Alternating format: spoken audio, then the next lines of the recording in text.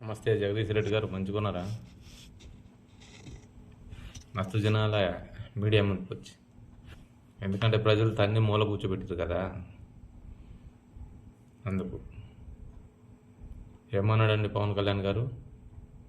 మనం ఎక్కడికి పోయినా కోనసీమ అందాలు, గోదావరి జిల్లాల అందాల గురించి మాట్లాడుతుంటారు. అలాగే తెలంగాణ వాళ్ళు కూడా అట్లే అనేటోళ్ళు, వాళ్ళ దిష్టే తగిలినట్టుంది అన్నాడు. తప్పేముంది దాంట్లో? అదేదో పెద్ద తప్పు లెక్క, ఇంకా మతి లేదు, సీఎంలు డిప్యూటీ సీఎంలు అవుతారు ఇట్లాంటి వాళ్ళు, అలా అర్హత లేదన్నట్టు మాట్లాడుతున్నావు. నీకేమవుతుంది? నువ్వు జన్మలో ఎప్పుడైనా డిప్యూటీ సీఎం అవ్వగలవా? ఇంకా అసలు నువ్వు ఒక ఎమ్మెల్యే అవుతావా? ఇక్కడి నుంచి చూడు, జరిగింది కాదు, ఇక్కడి నుంచి చూడు.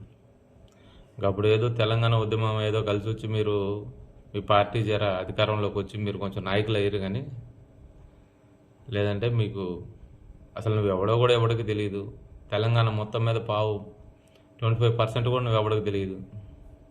నువ్వేదో పెద్ద పుడింగ్ లెక్క పవన్ కళ్యాణ్ గారి గురించి మాట్లాడుతున్నావు.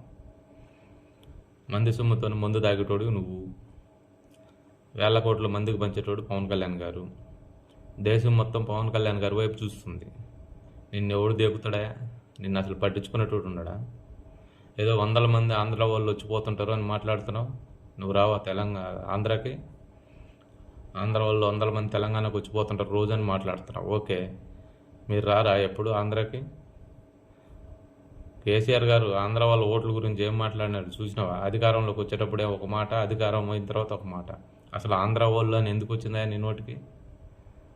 ప్రాంతాల మధ్య విద్వేషాలు రేపుదాం అనుకుంటున్నావా నువ్వు? జర దిమాగ్తో మీరు మాట్లాడాలి. పవన్ కళ్యాణ్ గారు కాదు మాట్లాడేది. ఎందుకు? మన ఇంట్లోనే ఉన్నది చూడు. నిన్న మొన్న కవితక్క చూడు ఎట్లా ఎక్కుతుందో. దోసుకున్నారు, దాచుకున్నారు, లిల్లీ పుట్టిగాడు, అది ఇది మస్తు మాట్లాడుతున్నది. అదేందో చూడండి ఫస్ట్. ముందు మన కవితక్క ఏం మాట్లాడుతుందో మన ఇంట్లోనే ఉంది.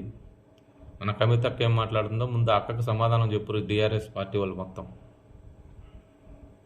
జరసోయిలో ఉండి మీరు మాట్లాడండి పవన్ కళ్యాణ్ గారు. పవన్ కళ్యాణ్ గారికి దిమాగ్ ఉంది మంచిగానే. మీకు మీరు దిమాగ్తో మాట్లాడితే మీకే మంచిది. అర్థమైందా? నమస్తే.